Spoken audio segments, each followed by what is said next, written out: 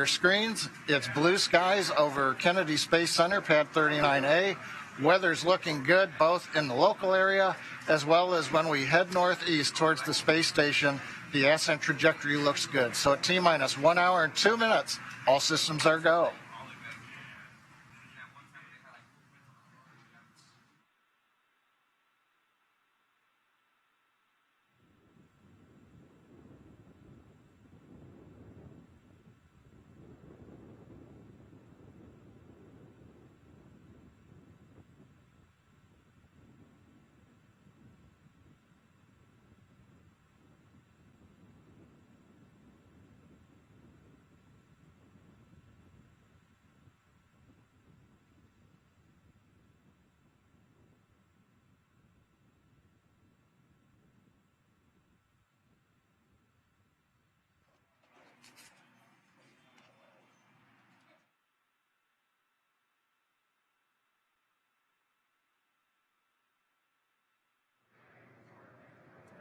All right, well, you're looking at a live view of the Falcon 9 rocket and Dragon spacecraft that is in the final stages of preparation to launch the world's first all-private astronaut mission to the International Space Station in just over 1 hour from now. Today's launch marks the next step in evolution of the human spaceflight story. This is the first of a number of planned private astronaut missions, or PAMs, by Axiom Space to the International Space Station, and it represents the culmination of years of hard work between both government and private entities to open up the doors to low Earth orbit. My name is John Rackham, and I am the Crew Systems Deputy Manager at Axiom Space, based out of Houston, Texas. For awareness, we are cycling orbit tank isolation valves to equalize low flow pressure.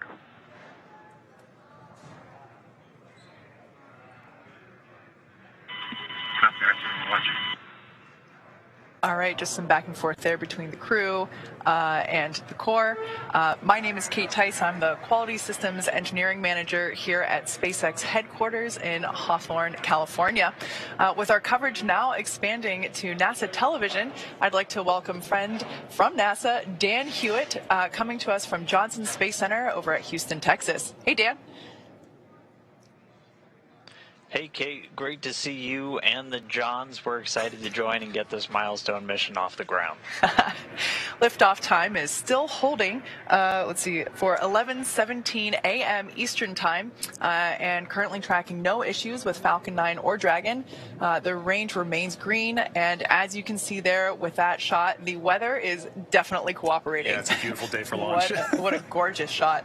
Now, over the last 3 hours, Axiom astronauts Michael López-Alegría, Larry Connor, Mark Pathy, and Eytan Stibbe donned their SpaceX suits in our new suit-up room, and were then transported to the pad where our crew entered the SpaceX Dragon spacecraft that you see there live on your screen. Right, and since arriving at the spacecraft, our crews were helped by the closeout engineers or advanced team to get into their seats, attach their suits to special umbilicals that provide breathing air and a communication link to Dragon systems. And at that point, they conducted successful leak checks and communication checks with the core here in Hawthorne, which is the person dedicated to speaking directly to the crew throughout the mission. The closeout team then sealed the hatch, which also gets its own leak check. Unfortunately, that leak check didn't pass the first time, so we opened it back up, wiped it down, and performed that leak check again. And that second one was good. So that leak check is closed. Or excuse me, that side hatch is now closed. Moments from now, the closeout team will depart the pad while weather operators kick off their final check on wind speeds at the pad before the final go, no-go for launch. But before we get to that final go, no-go, the SpaceX team will do an internal poll, making sure conditions are ready with Falcon 9, Dragon, the crew, the range, and the weather. Let's pause now and watch watch the closeout crew as they finalize their preparations there on the pad.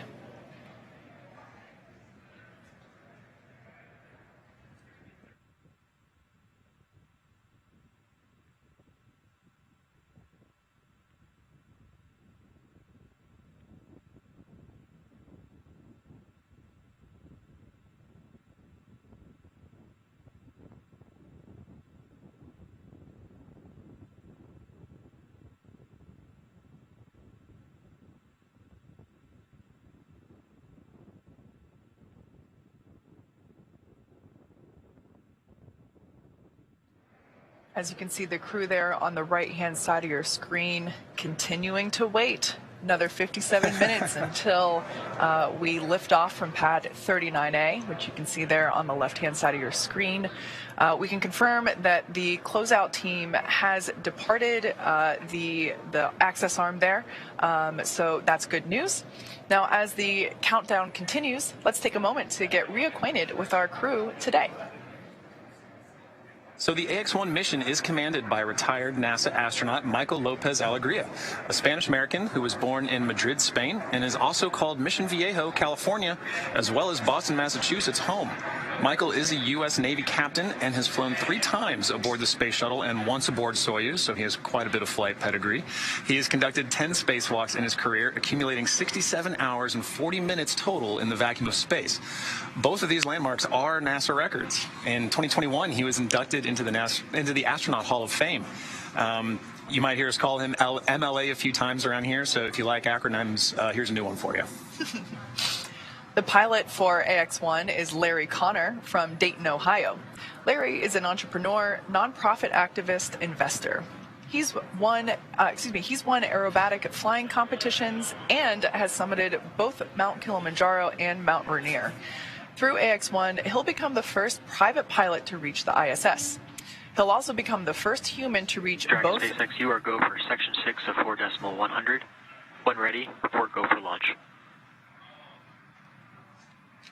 That's in work, SpaceX. All right, so just some back and forth with SpaceX core Arthur Burial and the crew, continuing to work through our procedures. Ultimately, next check will be to make sure that the crew inside Dragon Endeavour are go for launch. Yeah. Back to our pilot, Larry Connor. As I said, he will also become the first human to reach both the deepest ocean depths and enter the bounds of outer space within 1 year. That's just crazy to me. Larry has been actively involved with the Mayo Clinic and the Cleveland Clinic for many years, helping to understand the effects of aging. This mission will add a new dimension. Go for launch.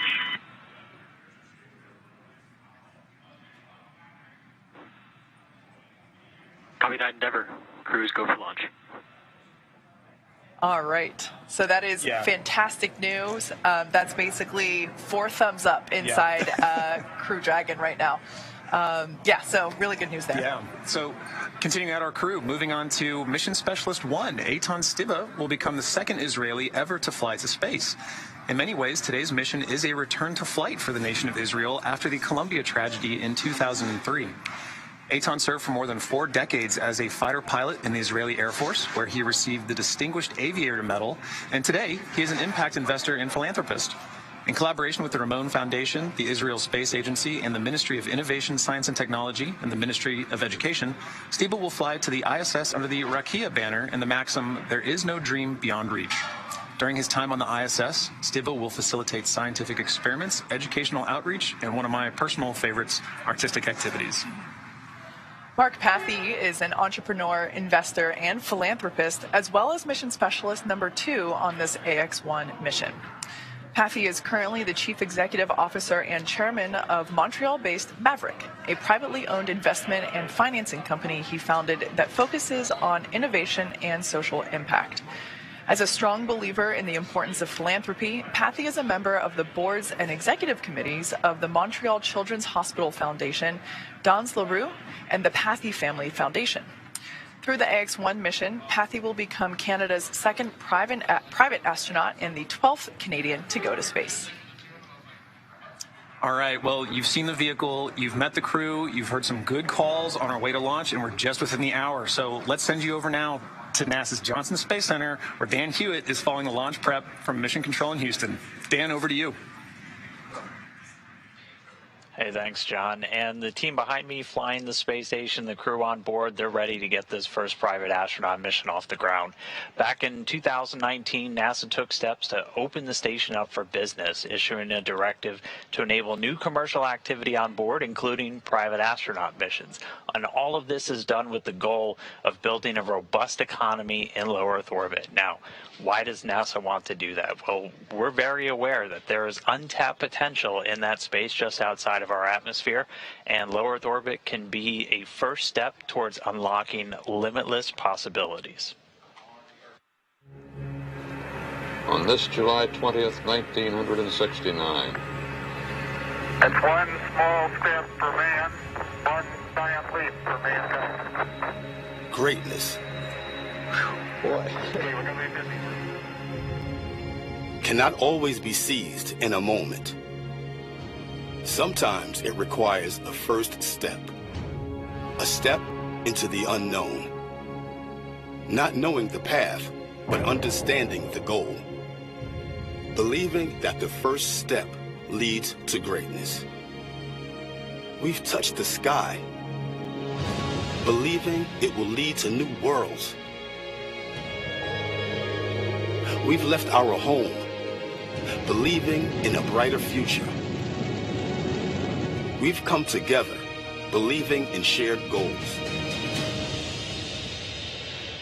We've stayed and learned, believing in benefits for all. We take the first step time and time again because we've witnessed its benefits and believe in its potential. So we're expanding and enabling this step for others to push humanity further as we prepare for the next giant leap.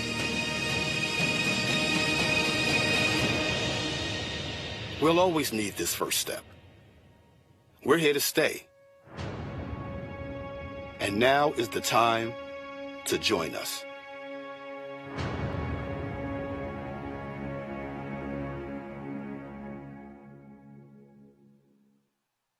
And low Earth orbit is that first step, and for NASA, we're in it for the long haul. For the last more than 20 years, we've shown that you can get incredible value from doing research and technology demonstrations in low Earth orbit on the station.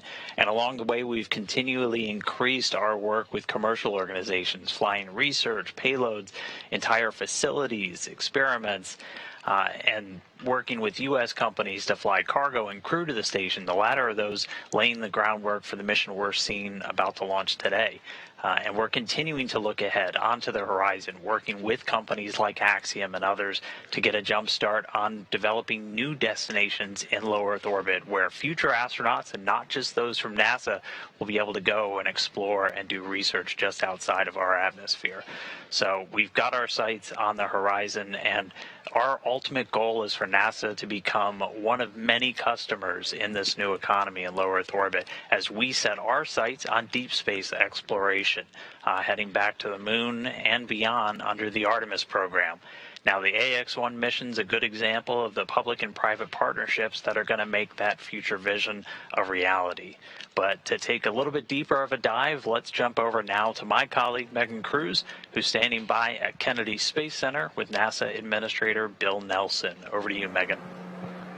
Good morning to you, Dan, and good morning, NASA Administrator Bill Nelson. Great to have you here, as always. Good morning. Well, I wanted to talk to you because we know that one of NASA's goals has been to enable commercial efforts in space. With today's Axiom 1 mission, the first all-private crew to the International Space Station, what does today represent for the agency? We're taking commercial business off the face of the Earth and putting it up in space. And that's one of our main programs now, because we want to get NASA out of low Earth orbit and go explore the heavens. We want to direct our energy and our resources to do that, because we're going back to the moon and we're going to Mars. And so we want, for example, we're going to continue the space station for another 8 years. Yep. We want to have commercial space stations. NASA wants to become the ability to lease space on a commercial space station instead of having the responsibility of the space station. Yeah, let's talk a little bit more about that, because I know that we've seen success with commercial cargo missions, commercial crew missions. Are commercial stations next? Indeed. That's what we're doing today. We are bringing a commercial company to our ISS. We are then going to have them attach a commercial module to the International Space Station. And then we're encouraging the building. We've got initiatives out there in private industry right now to build a commercial space station. And then all of our international partners on the space station, we're taking with us out into, for example, lunar orbit. The Gateway, which is like a space station in lunar orbit, is going to be a number of nations landing on the moon. We're going to have other nations participate as well. Yeah, it seems like there's a lot of partnerships going forward with NASA to accomplish some of the big goals that we have. Well, as it should be, because our program is internationally, and when we go to Mars, there's going to be a delegation from planet Earth. Are you excited for today's launch? Oh, is the Pope Catholic? Yes. Well, thank you so much, Administrator. I really appreciate you being here, and I hope you enjoyed today's launch. Thanks a lot. All right, back to you guys at Hawthorne. We're at T-minus 46 minutes, 10 seconds. We've just heard from the SpaceX launch director. Brief the CE or LD, and they will approve aborting the countdown. For urgent issues affecting the safety of the operation, operators shall call hold on the countdown net. Launch control will abort the launch auto sequence and immediately proceed into launch abort. At T-minus 10 seconds, launch control will be hands-off and relying on automated abort criteria for the remainder of the count. Operators advise the launch director whether structural breakup or fires imminent occurring per Dragon manual escape flight rules. For those operators in firing group 4, in the event of a fire alarm, key operators noted in 57.83 will remain at their post while the alarm is evaluated. In the event that personnel safety is threatened, evacuate to the south-facing emergency exit, which leads directly outside. Firing group 4 and MCCX will go into a sterile cockpit and lock down for the duration of the time the launch escape system is armed. Launch control at this time, you may proceed with arming the crew arm for movement. Over that, arming crew arm for movement. T-minus 45 minutes and counting. You've just heard the SpaceX launch director give the final execution instructions to the launch team. Access arm retraction started. We're ready for propellant load. That'll begin in about 10 minutes. Before that, we've got crew access arm to retract happening now, and then arming of the launch escape system. Everything continues to look good for an on-time launch of Falcon 9 with Axiom 1 mission.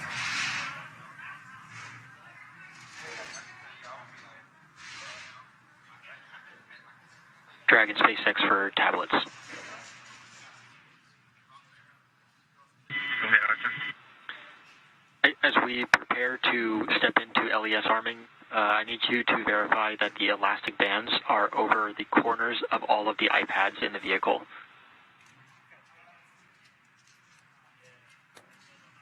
Roger, stand by.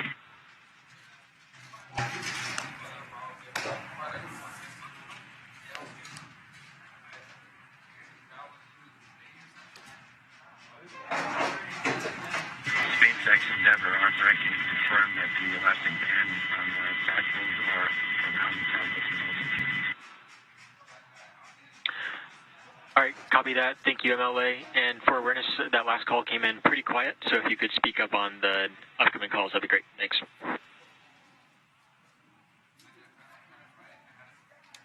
Okay.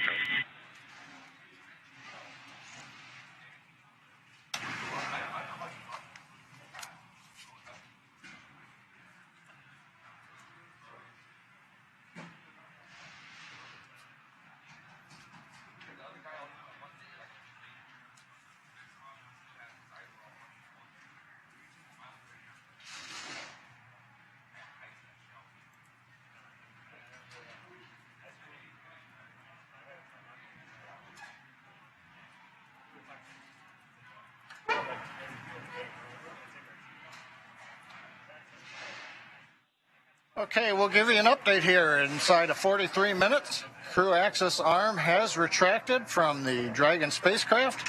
Next up, we've got launch escape system arming.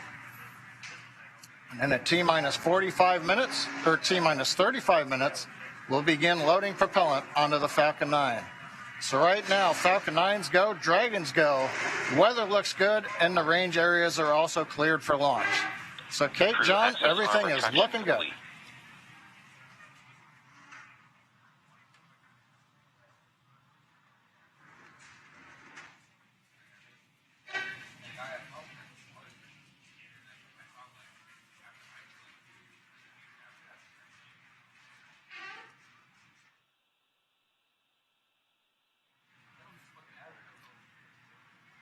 Inside of 42 minutes, everything continues to go well. Waiting now for launch escape system arming.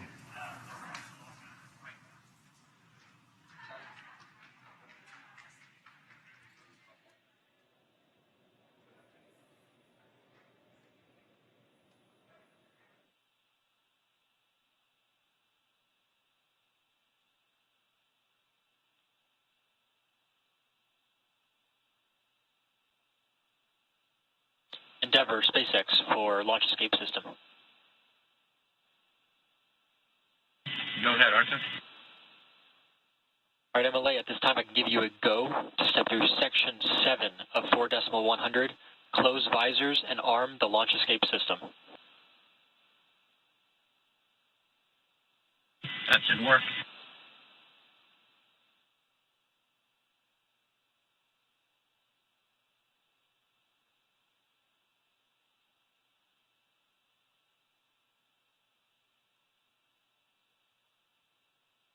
SpaceX Endeavour, visors are closed. We are arming the launch escape system.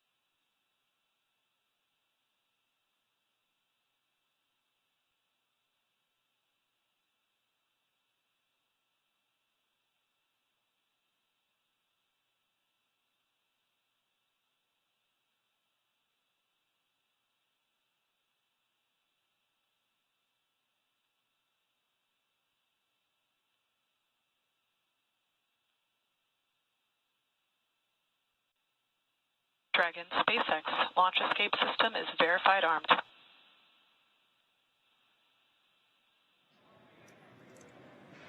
Copy, SpaceX.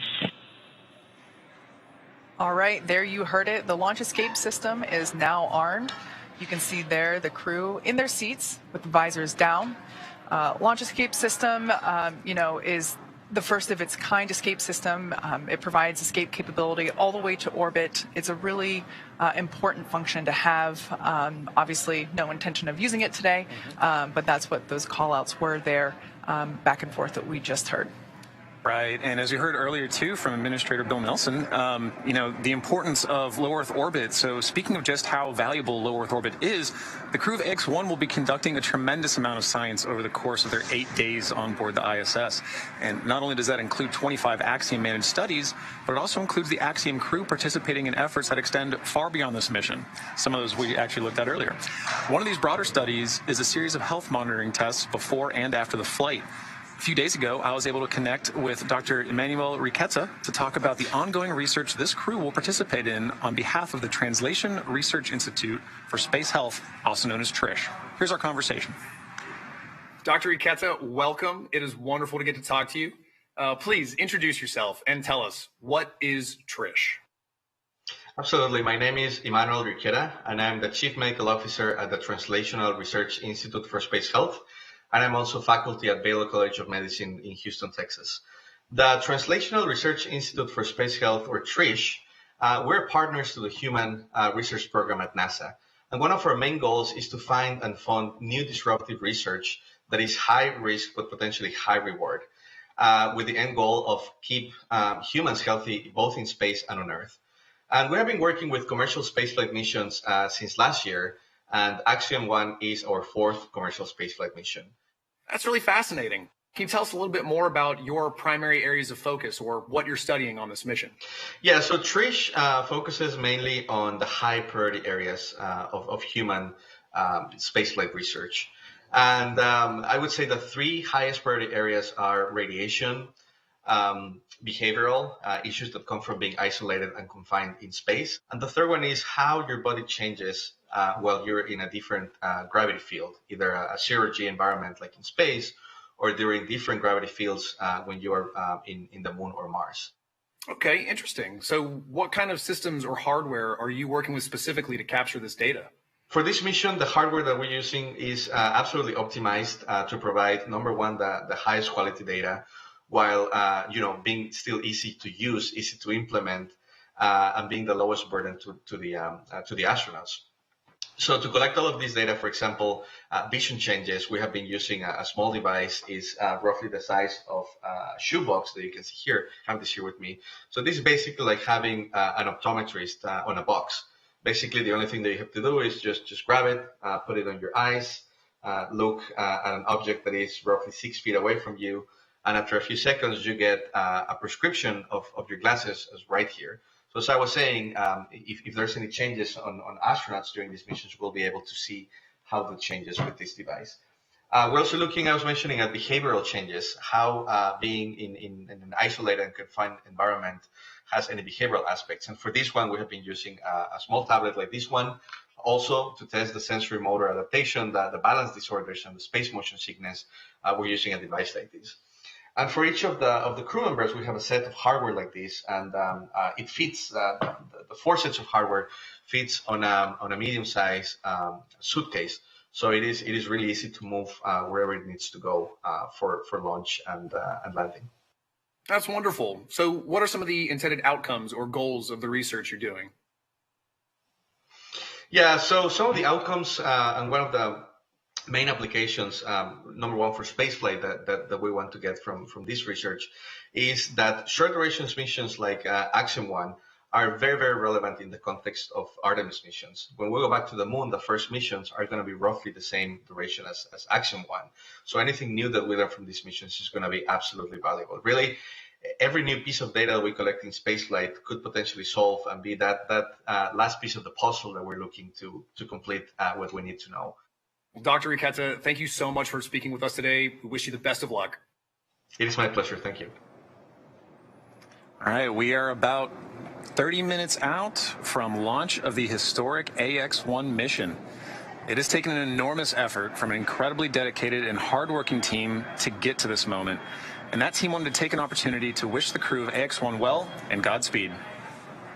Hey X1, we're so happy for you guys, and just want to let you know we've got you here on the ground in mission control, so fly high and have some fun. From all of us here at the Integrated Performance Team, we want to wish you luck on your pioneering mission to the ISS, and hope to see you in a couple years when AX-H1 launches. It is not only an immense honor to get to watch your monumental mission, but also to have been able to support you on your journey towards this day as well. Hey guys, can't wait for this mission.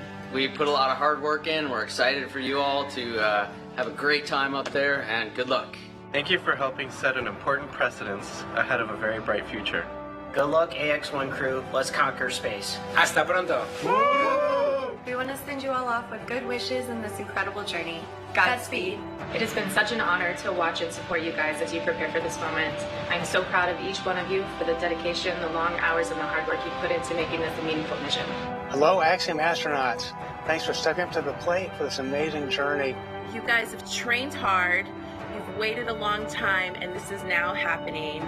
Safe travels on this historic mission for the first private astronauts to go to the ISS. It's happening. Wave to us from up above, because we'll be thinking of you from down below. We're the Axiom safety team.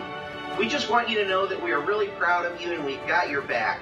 We're wishing you a safe and successful mission, and we'll see you when you get back on the ground. Hi guys, we're the Axiom Soft Goods team, and we just want to wish you a good mission and get back safely. It's a real pleasure to be talking with you guys right now, and we're super excited for you. I'm here to cheer you on along with the entire Crew Systems team. Yay. Thanks for everything you're doing.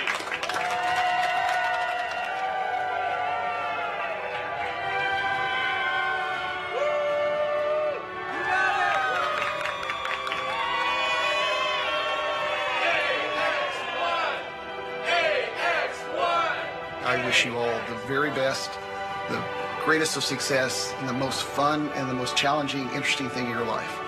Go big and enjoy your time on the ISS. We'll see you back on the ground. Hey guys, I am so proud of the Axiom One crew. It's so fun to be a part of something bigger than you and to contribute. Most important thing to remember, guys, take some time to look out the window and appreciate where you are. It's space.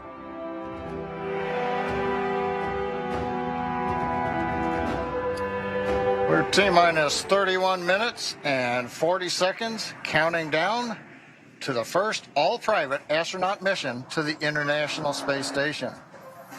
A few minutes ago, Falcon 9 propellant loading began on time at T-minus 35 minutes. RP-1 fuel loading is underway on both the first and second stages. Liquid oxygen loading is underway on the first stage. Now we'll finish up fuel loading on the second stage at about T-minus 20 minutes. Doesn't take very long. And then we'll begin loading liquid oxygen on the second stage at about T-minus 16.5 minutes. We'll continue propellant loading on Falcon 9 up until about T-minus 2 minutes. Now, speaking of propellants, the Dragon spacecraft was loaded with its propellants about a week and a half ago, just a few miles down the road from the launch site at what we call Dragonland. In order to fly, Dragon needs a fuel and an oxidizer. Start of stage 1 cryo-helium loading. For the fuel, we use monomethylhydrazine, or MMH, and nitrogen tetroxide, or NTO, for oxidizer. Now together, these propellants feed the Draco engines that will maneuver Dragon on orbit, changing its attitude, raising its orbit to get to the space station. But that propellant also serves a second purpose, and that would be to use in the 8 Super Draco engines that would power the launch escape system in an escape scenario. But right now on pad 39A, nice view of Falcon 9 with Dragon there. You can see the crew axis arm has retracted away from the Dragon spacecraft. The 4-person crew is inside Dragon right now. The launch escape system is armed. Propellant is going into the Falcon 9. So since we are at this stage with the launch escape system armed, that means the 8 Super Draco engines inside the Crew Dragon are ready, if needed, to launch the capsule away from the Falcon 9 rocket in an instant, should there be any kind of emergency associated with the rocket or the pad. We have the ability to use a launch escape system right now if it was needed. A couple other status items. Weather, as you can see, looks good. Probability of violating the launch commit criteria is less than 10%. The only thing we're watching is wind gusts, but we believe, having seen the wind for the last several hours, everything continues to look good. That should not be an issue. Weather is also good in the Atlantic Ocean should we need to use a launch escape splashdown site for the Dragon capsule. We've also got upper altitude winds we've been checking out. Balloons have been released by the range here recently. We continue to look good for upper altitudes as Falcon 9 flies through the periods of maximum dynamic pressure. And finally, on the range, of course, we have cleared the danger areas, the hazard, the caution areas. Everybody's out of there except the 4-person crew up in the Dragon capsule, very top of the rocket you can see in the picture. So coming up, T-minus 28 minutes, 30 seconds, everything continuing to look good on Falcon 9 with Dragon for the Axiom 1 mission. Let's take a moment now to get acquainted with the vehicles that you see there on your screen. That's a live view of Falcon 9 with Dragon, our spacecraft on top. Falcon 9 rocket is a rocket, Falcon 9 rocket with the Dragon spacecraft on top. Together stands about 215 feet, which is almost 30 feet taller than the Leaning Tower of Pisa in Italy, which is 183 feet. Falcon 9 is a reusable 2-stage liquid-fueled rocket, which means that it's kind of like 2 rockets in one, the first stage and the second stage. Very cool. So talking a bit about that first stage. The first stage is the bottom 2/3 of the vehicle that you see there. Has that nice patina. It's been reused a little bit. It's covered in soot from a previous mission. That first stage is responsible for accelerating Falcon and Dragon through the Earth's atmosphere and into space. To do that, it has 9 Merlin engines at the bottom of that first stage. Prior to liftoff, the Falcon 9 first stage is loaded up with nearly 1 million pounds of fuel and liquid oxygen. And the Merlin engines on the first stage are optimized for sea level. These achieve 190,000 pounds of thrust during ascent and descent. The first stage accelerates the vehicle through the Earth's atmosphere into space and then separates the rest of the rocket at about 2.5 minutes into flight. From there, the first stage will do what no other orbital-class rocket in the world can do. It'll make its way back to Earth and target a landing on our drone ship, a shortfall of gravitas, which you see there on your screen. The seas look great. The blue skies, I don't think it could be any more picture perfect. No, it's like a desktop right there, I think. Our drone ships are essentially autonomous, powered spaceports that allow our rocket to land over the ocean. For reference, our drone ships are equivalent to the size of a football field. So while it may have looked kind of small on your screen, they're actually pretty ginormous in real life. It's got to be to hold a rocket, right? As mentioned previously, Falcon 9 is a two-stage rocket. It's 2 rockets in one. Above the first stage is the second stage. Now, the second stage has a single Merlin vacuum, or MVAC, engine, which ignites after the first stage separates. Cryo-helium loading.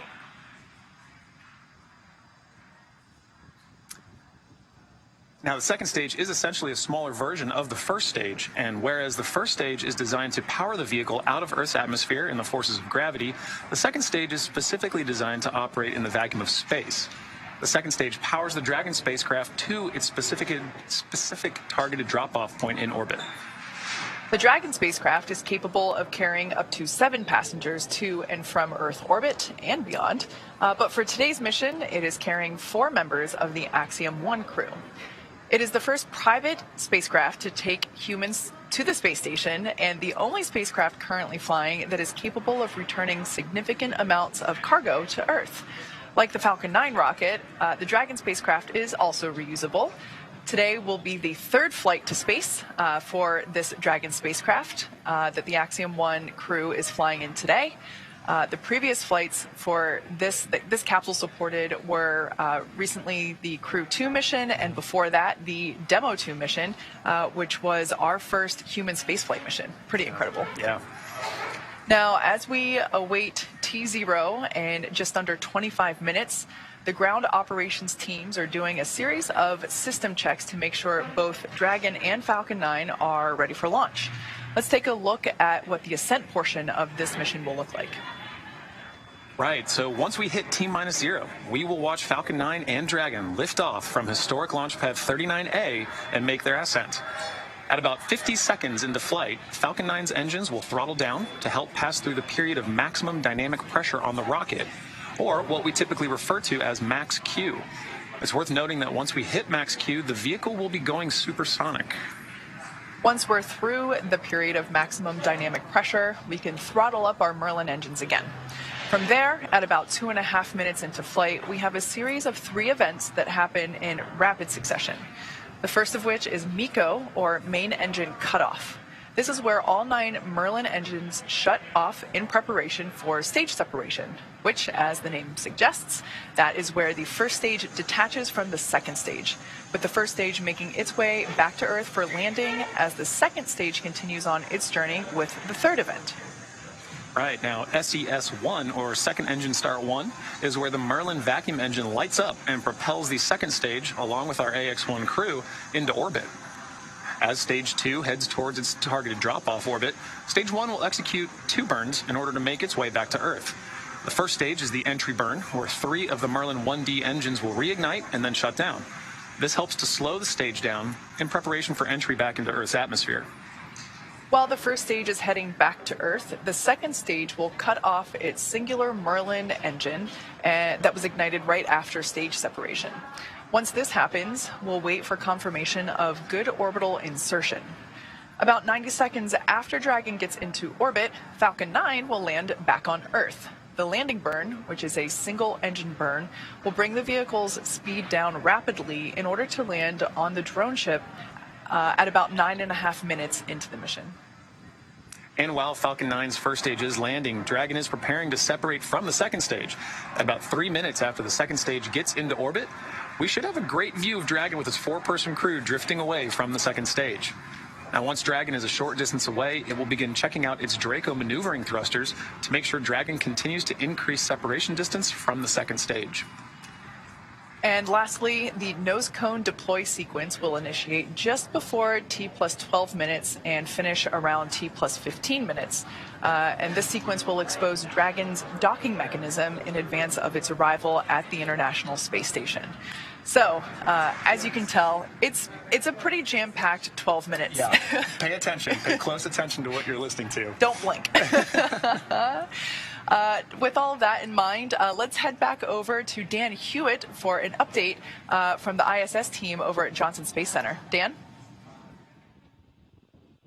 Hey, thanks, Kate. Now, inside the room, the International Space Station Flight Control Room, Flight Director Scott Stover is leading the teams right now. But just about 4 hours ago, NASA Flight Director Diane Daly gave a go on behalf of the combined ISS team to the SpaceX mission director, just saying that ISS, or the space station, was go for launch. Now, to get there, we've got a list of flight rules, basically just guidelines for all of the major systems we have to make sure are functioning on board station before we can give a go to launch another crew up there. So we're looking at everything from those core critical command and control computers, verifying we have a good communication path through our tracking and data relay satellites, ensuring that the atmosphere, all of the life support systems on board are functioning, even the mechanical systems like the docking port where this mission is headed. So we're expecting today's flight to be about a 20.5-hour journey from launch to docking, with the Crew Dragon Endeavour headed towards the Node 2 Zenith. That's the space-facing port on the top of Node 2, the Harmony module on board the station. And once they get there, they're going to get welcomed by the Expedition 67 crew, which is made up of 7 individuals right now, 4 from our SpaceX through Crew 3, 445 for the teams over in Hawthorne. And so once they get there, they'll be able to get out of their suits on board the Dragon spacecraft while the team on board station moves into what's known as the hatch operations. Station Commander Tom Marchand is going to be pressurizing that small area between Dragon and the station hatches. We expect it to be a little under 2 hours from docking to hatch open, and then we'll welcome the AX-1 crew on board the space station. So a lot to come with that 20.5-hour journey, but all that's going to start with a launch. So I'll send it back over to Hawthorne as we get into the final phases of the countdown. Back over to you, John. Right. Well, Dan, as you mentioned, it all starts with the launch. And Kate, it's looking like it's getting pretty busy here. People are excited about seeing a launch, right? Yeah, we're just now under 20 minutes until liftoff. As you could probably tell by the noise, the crew here, excuse me, the crowd here in Hawthorne, we're at SpaceX headquarters in Hawthorne, California, is starting to gather just beyond mission control here in the building. And you might be able to tell by the ambient noise, in addition to the live production noises that you also hear. You know, we are in a rocket factory. But yeah, you can see there the crowd is starting to grow behind the team there at Hawthorne Mission Control. Now, we saw Dan speaking earlier from Mission Control in Johnson. There is a Mission Control Center in Florida where the SpaceX teams are also gathered in Firing Room 4. And then we have the Mission Control Center here. There's a shot of our Firing Room 4 there in Florida at Cape Canaveral. You can just barely make out Pad 39A there in the distance there through the window. Might be wondering why all the different mission control rooms. The one in Johnson, as Dan was saying, you know, that's really mission control for the International Space Station and those operations. The control room that you see there is for everything leading up to launch. As soon as Falcon 9 lifts off, responsibility and control transfers to Mission Control Center here in Hawthorne. So just a quick explanation for why so many rooms with computers. Exactly. Yeah, and in addition to all the teams gathering here, we've got teams of our own gathering in Houston at Axiom headquarters. You can see there on your screen Axiom Mission Control with the lovely Axiom family behind them looking in proudly. All right, well, you know, Dan mentioned that, you know, first we have launch, then we got rendezvous and docking, and then we've got 8 days of jam-packed activity on the ISS. So busy. Yeah, and docking day is it's not just a ride to space, right? You get up there, you open that hatch, and crew is working. I got a little chance to look at some of their timeline, and as soon as they open that door, they are getting invited in, they are getting trained on some emergency procedures, and then stepping right into payload activities, stowage transfers, and just generally getting acclimated, but they're working before they go to sleep, and the work doesn't stop there. It sounds a lot like everything leading up to launch itself. You know, everything is scheduled, planned. Even, you know, we know that even sleep time is scheduled on the ISS. And something that's incredible to me is that not only do you have work to do, you know, your science experiments and that kind of stuff, not only do you have to get some sleep, or you can, you also have to exercise, right? The exercise time, which can be a couple hours. Stage 2 LOX load has started. All right, so good news there. We have begun LOX load, liquid oxygen loading on second stage.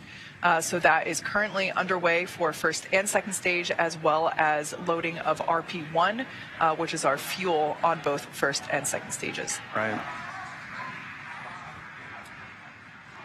Right, and again, you know, some of those things that he talked about, it's all following a timeline, right? And we are listening for those important cues along the way that we're hearing on these nets or on the loops, listening for where are we along in that timeline, so we know exactly where we are in terms for launch as we count down at just T-minus 15 from launch.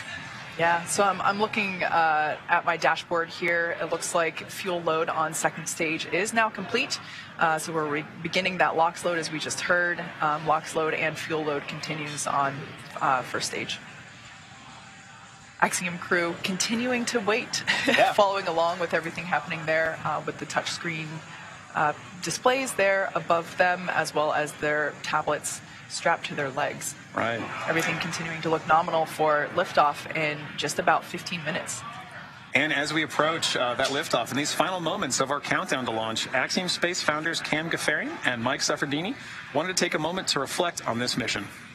Well, this moment for me and Michael is a very special moment in a beginning of many beginnings, right? The launch of AX-1 going to International Space Station as part of our journey to build the first private commercial space station. And we're so grateful to be here and delighted at this moment as part of this incredible journey to commercialize and privatize low Earth orbit. On behalf of Cam and I, we'd like to thank the entire team that's made this historic journey possible. The SpaceX team in particular has done a tremendous job of prepping our crew for a launch on their transportation vehicle. The crew itself has done a fantastic job of getting themselves ready and planning their research.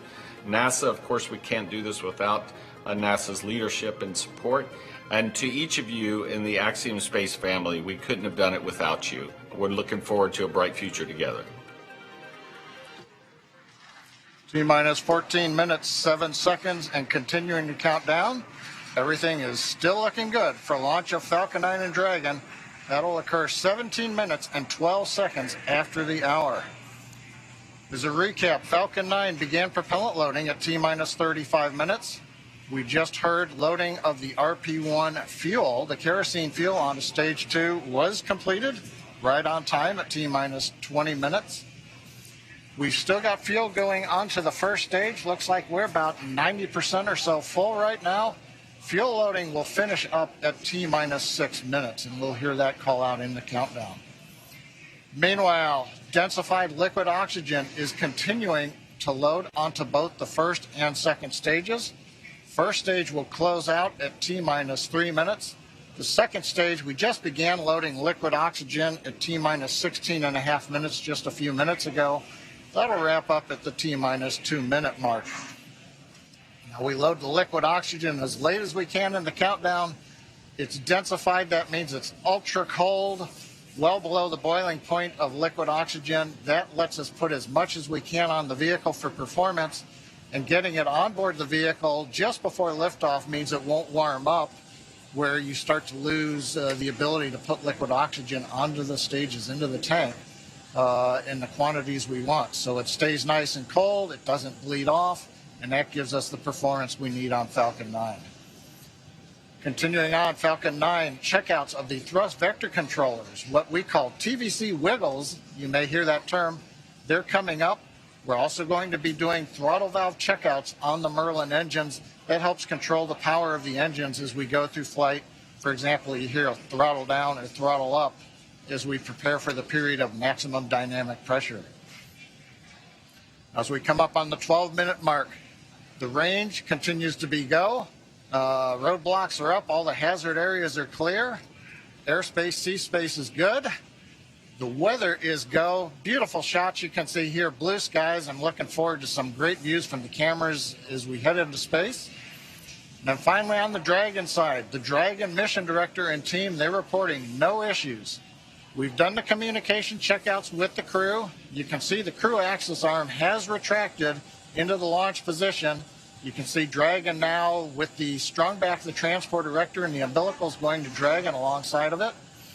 We've also armed the launch escape system, and obviously the crew is strapped in the Dragon capsule and they're ready to go.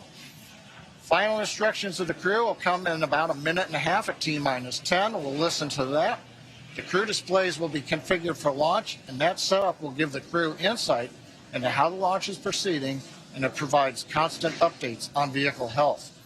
The T-5 minutes will be in the terminal count for Dragon.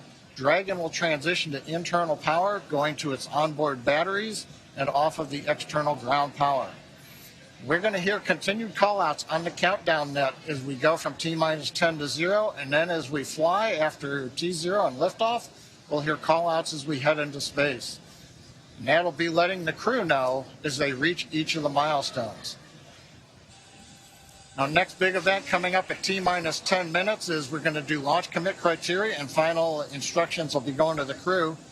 One other thing that you will hear is during ascent you may hear 1 Alpha, 1 Bravo, 2 Alpha.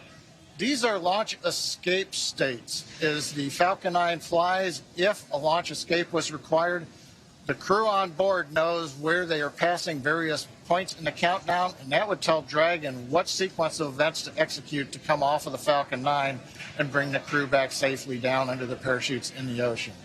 Right now, T-10 minutes. Let's listen in to the countdown now. Dragon, SpaceX, confirmed crew displays are configured for launch.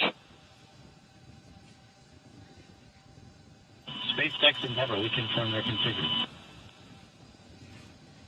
Copy MLA, and on behalf of the entire SpaceX team, we're honored to have you aboard Endeavour for its 3rd flight to the International Space Station. Axiom 1 marks a new step in commercial spaceflight and research. We wish you a great mission, good luck, Godspeed, and enjoy the ride. Thanks for those words, Arthur. I've got a few of my own. I'm going to let my crewmate Eytan say it first, though. שלום. כמה ימים לפני שאנחנו מציינים את המסע הגדול שלנו לחירות. And a few minutes before launching on this journey, I wish to share with you the words of the Greek poet Constantine Pathy that well describe the perspective of our marvelous crew. Keep Ithaca always in your mind. Arriving there is what you are destined for, but do not hurry the journey at all. Better if it lasts for years. So you are old by the time you reach the island, wealthy with all you have gained on the way, not expecting Ithaca to make you rich. Ithaca gave you this marvelous journey. בהצלחה X1, בהצלחה רקיע. Thank you, Eytan. I'm going to continue far less elegantly or eloquently, but as we sit here on the precipice of this new era in human spaceflight, we do so on the shoulders of professionals at SpaceX, NASA, and Axiom. We want to thank all the teams at SpaceX, Falcon 9, Dragon, the launch team, of course, closeout team, all of the folks in mission control, and of course our training teams. With NASA, boy, it's been tough. The first time was always hard, and there's no playbook. It's all open field running, but with ISS program, commercial LEO development, and flight operations, we've learned a lot, and we'll continue to do so. We want to thank Cam and Seth for their vision, but especially all the people at Axiom for putting this mission together with the minor miracles that they perform. all of you, make no mistake, are the men and the women in the arena. Your faces are marred, if metaphorically, by the best sweat and blood, and you strive valiantly. You will have no place with the cold and timid souls who know neither victory nor defeat.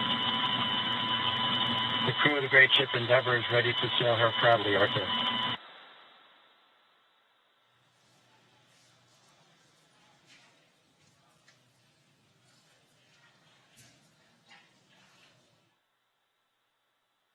Some heartfelt words there. Stage 1 engine chill has started.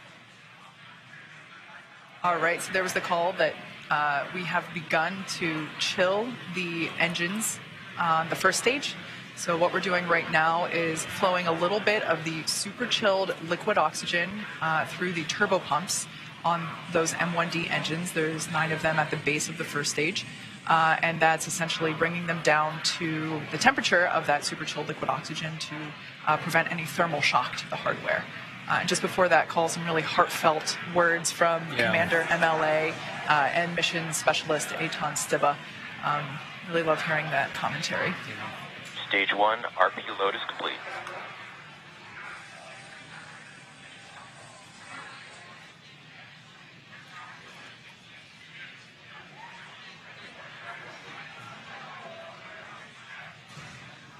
At this point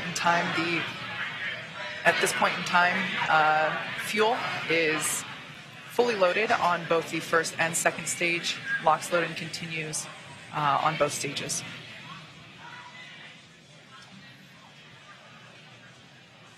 Coming up on 5.5 minutes. Kate's let us know that we've got the fuel load complete. Next is coming up. We're T-minus 5 minutes. Dragon will be transitioning configuration for terminal count and going on its internal battery power. Everything continues to look good as we're counting down.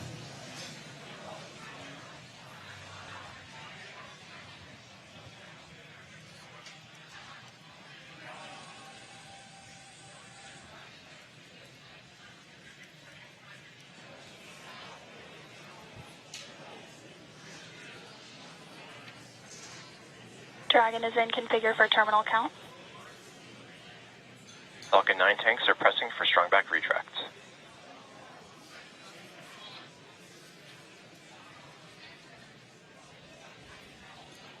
Heard the call out. We're pressurizing the tanks for strong back retract. We'll hear a sequence momentarily. Strong back is retracting. Actually, that's the start of about a 1-minute sequence. In about T-minus 4 minutes, the clamp arms that you can see there will open. And then we will see the retract from there. So we've heard the call out. That's the start of the sequence. Doesn't mean that the clamp arms are late opening. Will take us a few more seconds. As you can hear, the excitement and the crowd is really growing here at SpaceX headquarters at Hawthorne, California. There you can see the clamp arms have begun to open. And next we should see the strong back begin to retract.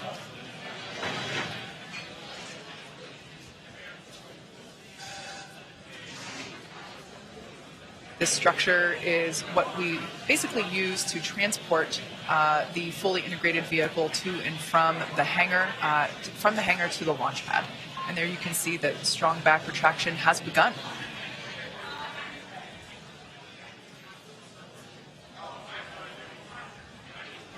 Everything continued to look phenomenal as we're now under 3.5 minutes until launch. RP1 fuel is fully loaded on first and second stage. Should be wrapping up LOX load on the first stage momentarily and continuing to fill on second stage. Stage 1 LOX load is complete.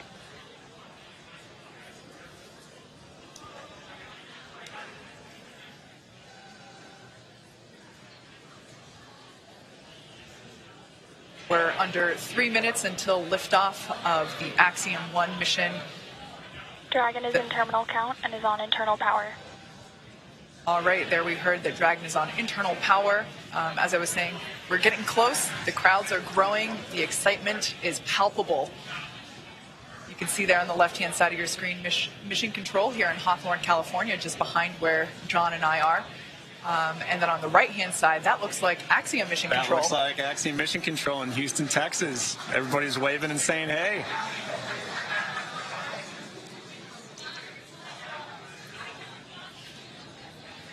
All right, at this point in time, that LOX load on first stage is complete. So the first stage is now fully loaded with all of its propellant. LOX load on second stage continues.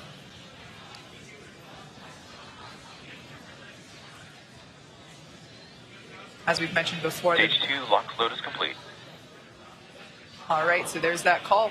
At this point in time, Falcon 9 Dragon is in auto idle. Dragon is fully loaded with all of its propellants, nearly 1 million pounds of that propellant. Next event coming gas up closeout has started. right now, venting. the gas closeouts. We finished pressurizing the storage tanks on board the Falcon 9. They gave the crew the heads up, and they hear some loud venting noises. We're also going to vent down the liquid oxygen line that carried the LOX up to the second stage. Generates a typical large white cloud of condensation around the strong bag.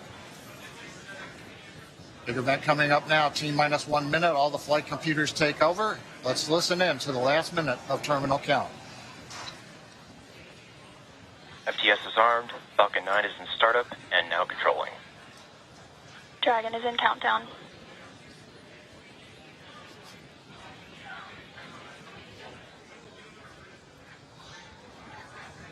Dragon, SpaceX, go for launch. SpaceX Endeavour, we acknowledge, go for launch.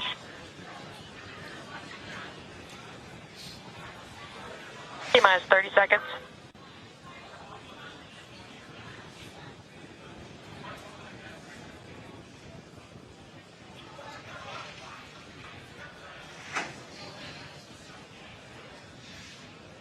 T-minus 15 seconds.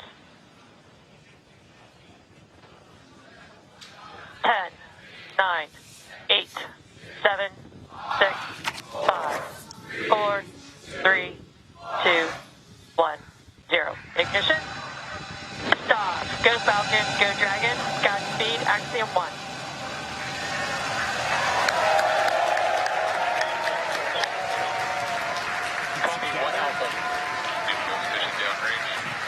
Together, a new chapter begins. Godspeed, AX-1.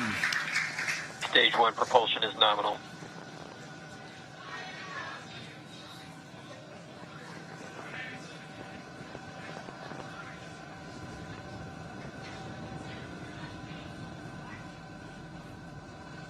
T-plus 38 seconds into this historic mission, flying crew on board Dragon and Falcon 9. Range telemetry nominal. Stage 1 throttle down. Throttling down in the preparation for max dynamic pressure.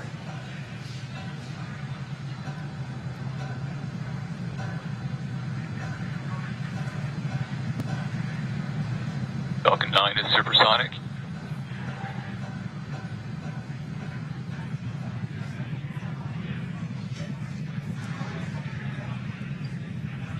Execute. Stage 1 throttle up. Merlin 1D engines coming back up to power. 1 Bravo. Copy, 1 Bravo. The crew calling out 1 Bravo should a escape situation arise. It tells the Dragon flight computer what profile to fly using the Super Draco engines. But everything is looking good on Falcon 9. We're getting nominal callouts from all the engineers and a great view from the ground camera and the onboard cameras. Invac chill underway.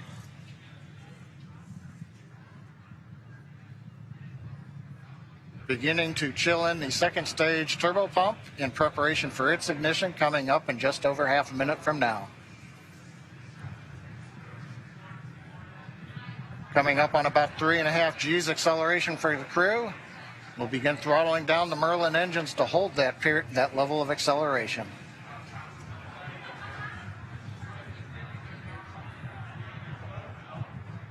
Next event coming up, we're going to get main engine cutoff of the 9 engines. Get stage separation and ignition of the second stage engine. You've heard the throttle down call out. We're holding 3.5 Gs for the crew.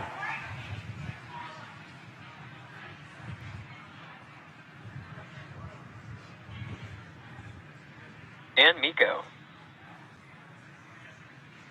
Stage separation 3. Copy 2 Alpha. Recognition.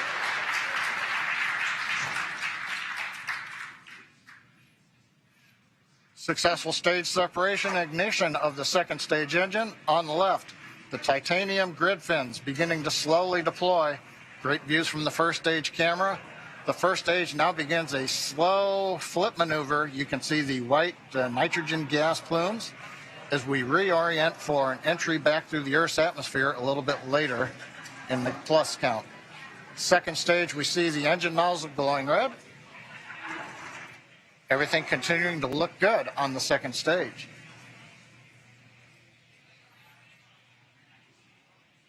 We should be hearing call-outs coming up to the crew here shortly on how the trajectory is looking.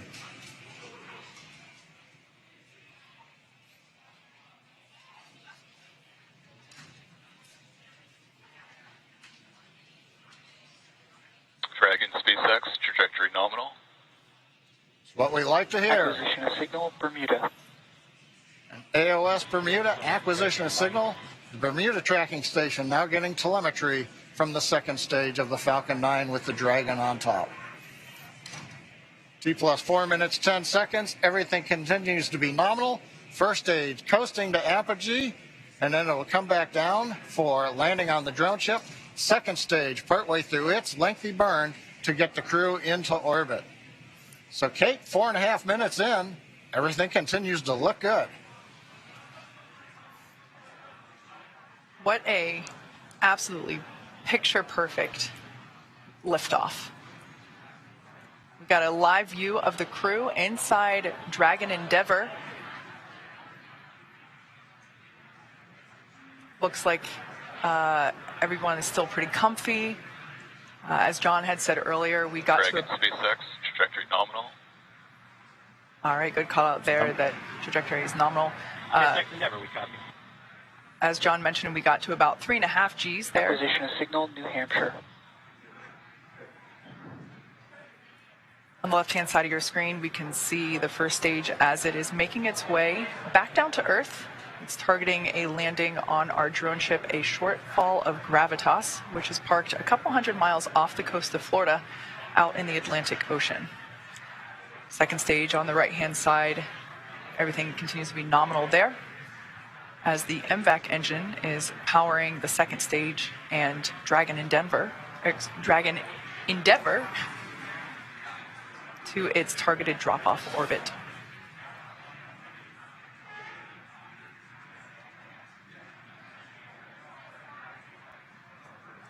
Absolutely beautiful views of both the first and second Dragon stages. SpaceX, trajectory nominal. SpaceX Endeavour, we copy. All right, so coming up in about a minute and a half, the first stage will execute the first of 2 burns required for today's landing attempt. At about T plus 7 minutes and 30 seconds, we'll see the entry burn begin. That's where the first stage will ignite the center engine first, and then a couple seconds later ignite 2 more engines, so a total of 3 engine burn, which will last about 29 seconds. The entry burn slows the vehicle down significantly as it re-enters back into the Earth's atmosphere. The first stage sees high drag, which scrubs roughly 70% of that velocity by the time that the landing burn begins. Stunning view where you can see the curvature of the Earth there on the left-hand side. Dragon SpaceX, trajectory nominal. SpaceX Endeavour, we copy. There you can see the nitrogen gas thrusters. So that's the puff of gas that you see there occasionally. That's used for attitude control systems. We also utilize those grid fins that you see. There are 4 of them placed around the booster. And those grid fins also help steer for a precise landing, either at Stage 1 entry burn startup. Stage 2 flight. All right, there we can see that that entry burn has begun. We are targeting a landing on our drone ship, a shortfall of gravitas today. Everything continuing to look nominal with trajectory and MVAC performance there for our second stage on the right-hand side.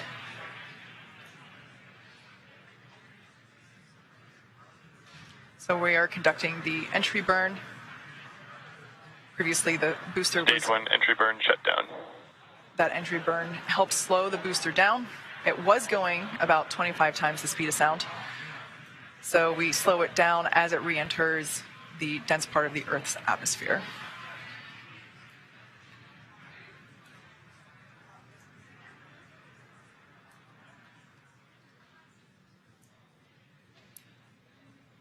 The next event is second engine cutoff, or SECO 1, as you see it there on the timeline at the bottom of your screen. Stage 2 and terminal guidance.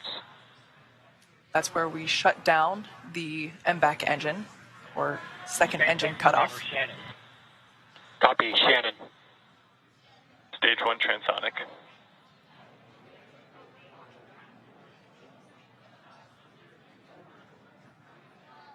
Note that our landing burn and second engine cutoff will occur about the same time. Shut down. All right, we got a live view of the crew inside Dragon Endeavour there on the right-hand side of your screen. Stage 1 landing burn. Landing burn has begun for the first stage. SpaceX, nominal orbit insertion. All right, great news there. Dragon Endeavour, nominal orbit insertion. SpaceX Endeavour, we copy, and it's great to be here. 0G, and we feel fine. Stage 1 landing leg deploy. SpaceX Dragon launch skip system disarmed. As you can see, this Falcon 9 has landed for the 5th time. All the while, great commentary there. Landing confirmed. While we can confirm the landing.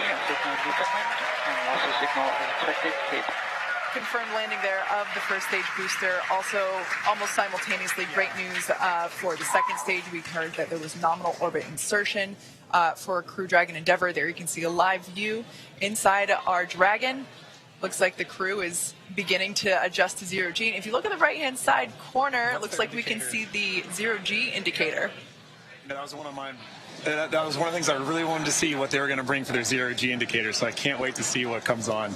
It looks, I can't quite tell, Pokemon.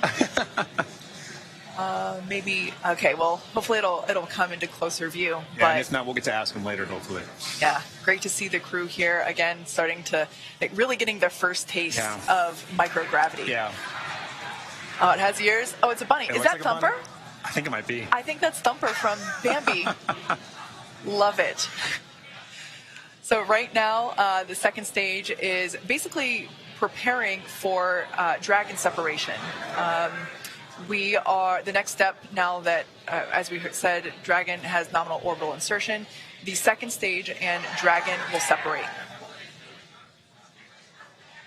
Views there of our MVAC engine now shut off, no longer glowing that lovely shade of orange.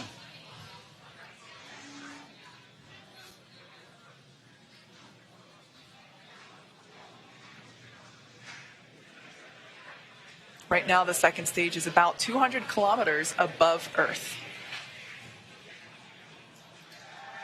Preparing now for stage separation.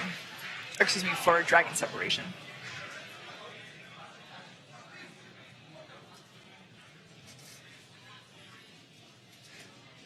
For those of you that have just recently joined us, we had an on-time liftoff of the Axiom 1 crew. They are now in space and coming up to separation from second stage, at which point they will then begin to make their journey, continue their journey to the International Space Station.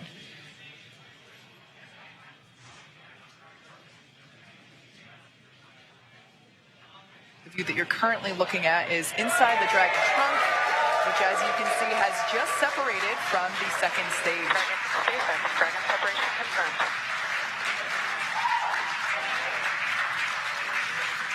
On behalf of the Falcon 9 team, welcome to space. Thanks for flying Falcon 9. guys enjoy your trip to that wonderful space station in the sky. Do some great research for us. We'll look to see you back here underground. Now stand by for some words from LD. And MLA and the rest of the crew Endeavour, glad we got to have some fun this morning. We'll probably be calling an early weekend over here at the Cape. Pass you over to Anna and the team. You'll be in good hands. Godspeed, Endeavour. Enjoy the rest of your flight. Cheers. Hey, Mark, it was a lot of fun. I venture to guess we had a little bit more than you did. We thank you and your launch team, Girth, you and the Falcon 9 team. That was a hell of a ride, and we're looking forward to the next 10 days.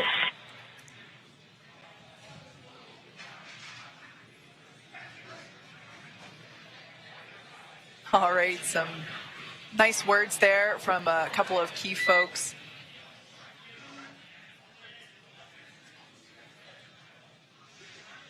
Our first Quindar tone of the mission. Yeah. I queued up right when I heard that. There we can expected loss of signal, Bermuda and New Hampshire. There we can see Dragon Endeavour on its way to the International Space Station. It has separated. There's a view Dragon inside. SpaceX, we had nominal dehumidifier activation and service section Draco checkouts.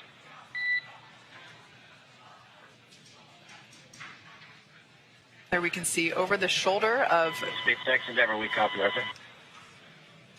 Over the shoulder, previously Commander MLA was on the left and pilot Larry Connor was on the right.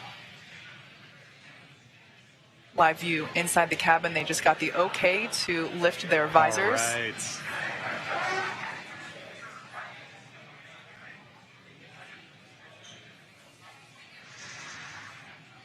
All right. So we can see that everyone is in space. Yeah. We can see that zero-G indicator floating around. Great view there of Dragon Endeavour. Now in space with the Axiom 1 crew on their way to the International Space Station. Yeah, I mean, this is a day of firsts. You know, this is my first time getting to participate in a launch like this. This is the first for Axiom. I mean, this is a first for spaceflight. And it's just wonderful to see such a picture-perfect launch. It really was. We saw the landing, and we saw orbital or zero-G insertion at the same time. I mean, that was perfect. Yeah. It was wonderful to see. All right, well, as I just said, today's launch is one for the history books. So to punctuate this milestone that NASA and commercial companies are able to achieve together, we go now to Kennedy Space Center, where Megan Cruz is with NASA's Pathy leaders. I'm here right now with the Associate Administrator of NASA's Space Operations Mission Director. It's so great to have you here, Kathy. Mm-hmm. What did you think of the launch? Oh, my gosh. It's always like, you know, right in the bottom of my throat. I'm holding, can't breathe. Yes. But what a beautiful, beautiful sight. Yeah. So good to see it. I want to tell everybody working Artemis 1 wet dress, we're off the range. We're off the range for Axiom 1, and we can get moving. But you always want to hear the engine cut off. You always want to hear that second stage engine's lighting. You always want to hear, you know, each of these stages, and we need to just keep carefully working through the different steps to get that crew there to the International Space Station safely. Yeah. What does Axiom 1 represent? Axiom 1 and also future private astronaut missions to the International Space Station. Hey, you know, NASA's original goal was to enable commercial industry. That was actually in our original SpaceX agreement. And so here we are, you know, 60 years later, enabling that through our missions. And so I just feel like this is a culmination of 60 years of work for us. And here we are once again getting to see, and for the first time getting to have commercial, you know, private astronauts going to the International Space Station, and they'll get to see what our government, what they're calling professional astronauts doing their real work, but then also getting to do their work too. And it's another place where learning to peacefully work in space, I think, is moving us forward. Yeah, so important. And, you know, we just watched Axiom 1 lift off from that launch pad right there behind us. In a couple of weeks, we're going to see Crew 4 launch from that same launch pad. And then just right next to it, Pad 39B, we have NASA's brand new Space Launch System. Can you recall a busier time we've had here at the Space Coast? And how is Kennedy Space Center managing its new role as this multi-user spaceport? So I think somebody else, Bob Cabana had this dream of a multi-user spaceport here. So I think he should be very, very proud of his KSE team, and Janet Petro and her team are obviously leading the way right now, because this is not easy to do. It's not easy to go make sure all these people have all the capabilities, and are obviously working with our Air Force sister agency there too, and making sure that all these launches get supported in a seamless way. Just an amazing job. Yeah, a lot of juggling that has to happen. Yep. So, I just talked about SLS. We are looking forward to the moon with that launch later this year. Why is it still so important to maintain a presence in low Earth orbit when we're looking towards the moon now? Because we still don't have everything figured out how to do things yet for the moon and Mars. And really, the cheapest place for us to see a differential gravity environment and for the long term is still LEO. Yeah. And so we've got to continue to do these long duration flights, keep doing our medical protocols, keep doing our physical protocols, keep testing out our equipment through those long duration missions. It's the only place where we can do that right now. Yeah. And so we still need to be able to have this kind of a test bed for us to be checking out and proving our protocols, our research, our technology before you go put somebody in a rocket that's going to go to Mars, right? Yeah. So just like always, we prepare, we get ourselves ready, and a low Earth orbit destination is a perfect place to do that. And again, how does us fostering commercialization efforts in space, how does that free us up to pursue these other dreams that we have as an agency? So, the administrator today in the pre-mission conference, he said, we right now are doing, this is our first step. We're working with a commercial company to have them come to our International Space Station. And we're learning to work together and figuring out how to work together. And this is going to be an important step for us, because moving forward, we would actually like to now be able to buy a ride and time on orbit with a commercial company to be able to have them do that. And so this is the first step of their learning from us and us learning from them. And then in the future, we're going to have space station for another 8 years, but we would like by the early 2030s for us to be flipping the roles and have our professional astronauts going up and checking and doing and focusing on the research and technology we need for exploration, but allowing commercial providers to be doing the hard work of maintaining the laboratory. Kathy, what an exciting future. I'm looking forward to seeing it, and thank you again for being here. Thank you. All right, back to you, Dan. All right. Hey, thanks, Megan. It is great to see the AX-1 mission on orbit. The team here with the space station are ready. We're ready to get them on board. So their journey just started. They've got about 20 and a half hours until they're docked to the space station. Again, they're headed for the Zenith port on Node 2. That's the space-facing one on the very top. With that docking scheduled right now for 11:45 GMT on Saturday. That is just about 6:45. I have a feather. In my right hand, a hammer. And I guess one of the reasons we got here today was because of a gentleman named Galileo a long time ago who made a rather significant discovery about falling objects in gravity fields. And we thought that where would be a better place to confirm his findings than on the moon. And so we thought we'd try it here for you. The feather happens to be appropriately a falcon feather. En la NASA, nuestro recurso más importante es nuestra gente. Una fuerza laboral talentosa, diversa, dedicada a estudiar los secretos del universo y de nuestro planeta natal. Para el beneficio de la humanidad. La comunidad hispana contribuye a diario a misiones esenciales de la agencia. Trabajando para mantener seguros a nuestros astronautas y misiones en órbita. Monitoreando los efectos de cambios climáticos. Prediciendo eventos meteorológicos que pueden afectar a nuestras comunidades. Ayudando a la respuesta en desastres. Diseñando los aviones de tecnología sostenible del futuro. Desarrollando ciencia y tecnología a bordo de la Estación Espacial Internacional. Desentrañando los orígenes del universo. Buscando señales de vida antigua en otros planetas. ¡Hemos llegado! ¡Perseverance llegó! y preparándonos para llevar a la primera mujer y a la primera persona de color a la Luna. Nuestra diversidad de orígenes y culturas impulsa nuestra capacidad para innovar. Y hace que nuestra agencia sea más fuerte, incluyente y diversa. Somos hispanos. Somos hispanos. Somos hispanos. Somos hispanos. Somos hispanos. Somos NASA. Sigue nuestras historias en NASA en español.